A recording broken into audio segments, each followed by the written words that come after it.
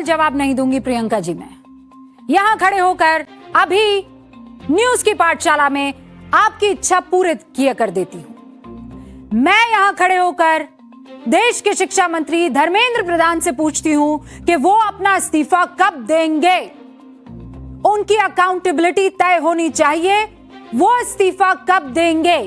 फिर रिपीट करती हूं, धर्मेंद्र प्रधान इस्तीफा कब देंगे? अब सवाल पूछ लूं प्रियंका जी आपसे। प्रियंका गांधी 3 साल पहले फ्लैशबैक में आप जाइए, राजस्थान में कांग्रेस की गहलोत सरकार थी, गोविंद सिंह डोटासरा माननीय शिक्षा मंत्री थे। उस दौर में लगातार पेपर लीक की घटनाएं हो रही थी। मैडम सुनिए ना, प्लीज सुनिए। शिक्षक भर्ती के लिए रीट का पेपर लीक हो गया, लाखों छात्रों की मेहनत पर पानी फिर गया, युवा सड़कों पर उतर आए। शिक्षा मंत्री डोटासरा इस्तीफा दिया क्या? उनसे इस्तीफा मांगा गया क्या? उस समय डोटासरा ने क्या बयान दिया था, आप सुनना चाहेंगी प्रियंका जी? मैं बताऊं आपको क्या बयान दिया था। उन्होंने कहा शिक्षा मंत्री करवाता है क्या रीट का पेपर? फिर दोहरा दूं, शिक्षा मंत्री करवाता है क्या रीट का पेपर? रीट का पेपर तो माध्यमिक शिक्षा बोर्ड करवाता है, सरकार एक्शन ले रही है। डोटासरा कहते हैं कानून व्यवस्था बनाने में काम पुलिस का है। प्रदर्शन कर रहे आंदोलनकारियों को पुलिस लड्डू देती है क्या? मैं कुछ भी इधर उधर नहीं कर रही हूं, जो उन्होंने कहा है वही पढ़कर सुना रही हूं। यानी पुलिस राजस्थान में लाठीचार्ज करे तो लड्डू, लेकिन दिल्ली में लाठीचार्ज करे तो अत्याचार। डोटासरा ने यह नहीं बताया कि माध्यमिक शिक्षा बोर्ड शिक्षा मंत्रालय के अंदर आता है। आप उसी शिक्षा मंत्रालय में मंत्री थे, ठीक उसी तरह जैसे नीट की परीक्षा नेशनल टेस्टिंग एजेंसी करवाती है, जिसके मंत्री धर्मेंद्र प्रधान हैं। मतलब वो जिस मिनिस्ट्री में आता है उसके मंत्री धर्मेंद्र प्रधान हैं। डोटासरा पर सबसे बड़ा आरोप तो यह है कि उनके शिक्षा मंत्री रहते उनके परिवार के 4 लोगों को आरपीएससी यानी राजस्थान पब्लिक सर्विस कमीशन में सिलेक्शन करवाने में मदद करवाई गई थी। उनमें उनका बेटा, बहू का भाई, बहन, इनका नाम शामिल है। ऐसे बड़े बड़े आरोप लगे हैं। ये हम नहीं कह रहे हैं, ये विपक्षी सवाल उठा रहे हैं। तब प्रियंका गांधी ने माननीय डोटासरा जी से ये क्यों नहीं पूछा कि क्या कर रहे हो गुरु? तब डोटासरा आंदोलन को नौटंकी बताया करते थे, पुलिस की लठ को लड्डू बताया करते थे। आज क्रूरता बता रहे हैं। सच्ची सुनिए। को राजस्थान की विधानसभा आ रही है, 9 तारीख को तैयारी करनी चाहिए। जिसके खिलाफ जो बात करनी है उसको राजस्थान की विधानसभा का मंच खुला पड़ा है। अगर किसी के व्यक्तिगत आरोप भी लगाने हैं तो राजस्थान की विधानसभा के नियम और प्रक्रिया बने हुए हैं, वो नोटिस दे और व्यक्तिगत आरोप भी लगाएं, कोई दिक्कत वाली बात नहीं है। लेकिन ये नोटंकी बंद करे, युवाओं के भविष्य के साथ खिलवाड़ बंद करे। एसओजी काम कर रही है, भविष्य में पेपर लीक नहीं हो इसके लिए कोई ठोस कार्रवाई कराने के लिए सरकार के सामने आए।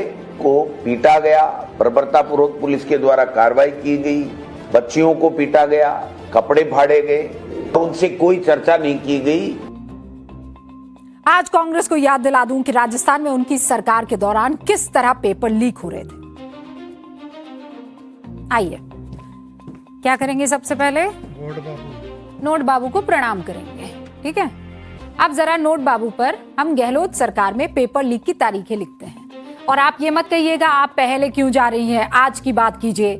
मैं आज की बात कर रही हूं, लगातार कर रही हूं। सरकार को अकाउंटेबिलिटी तय करनी होगी, लेकिन जो लोग आज चीख चीख कर बातें कर रहे हैं वो डबल स्टैंडर्ड नहीं रख सकते हैं।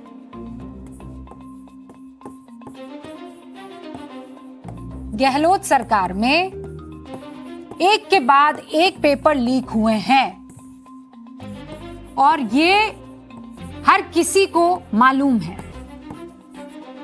सबसे पहले आ जाइए आप साल 2018 में। 2018 से 2023 आपको पता है कितने पेपर लीक हुए? ये पूरा का पूरा 2021 में 5 पेपर लीक हुए, ठीक है, लाखों बच्चों की मेहनत।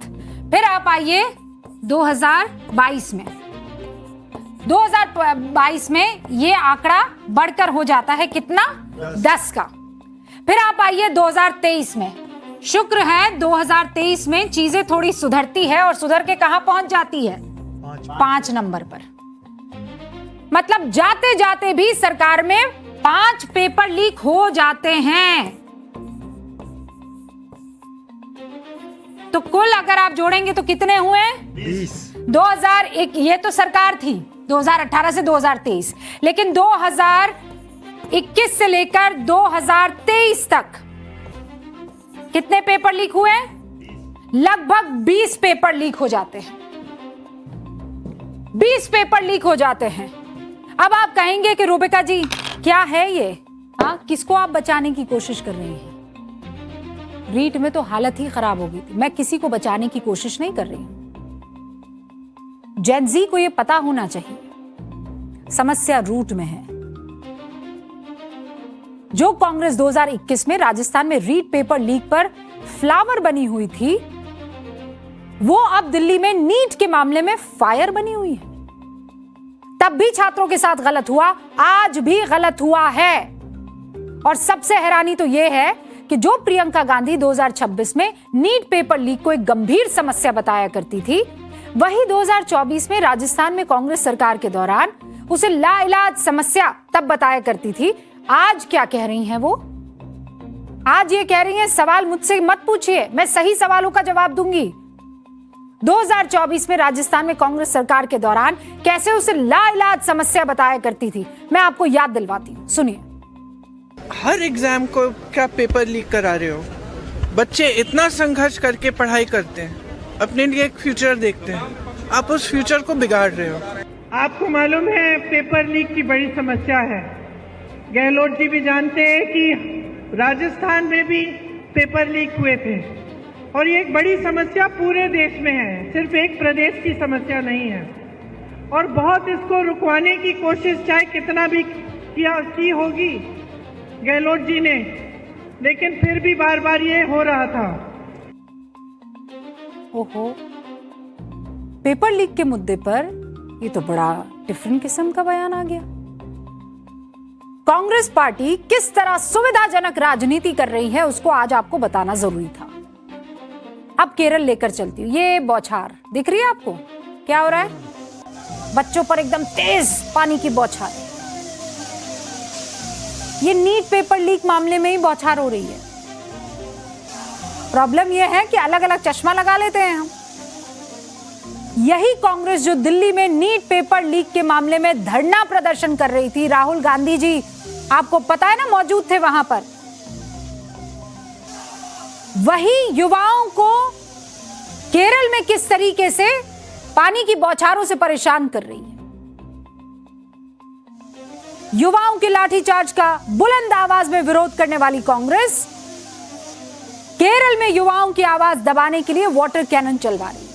दिल्ली में हमदर्दी का प्रचार, केरल में छात्रों पर वाटर कैनन की बौछार। कमाल है, कमाल है।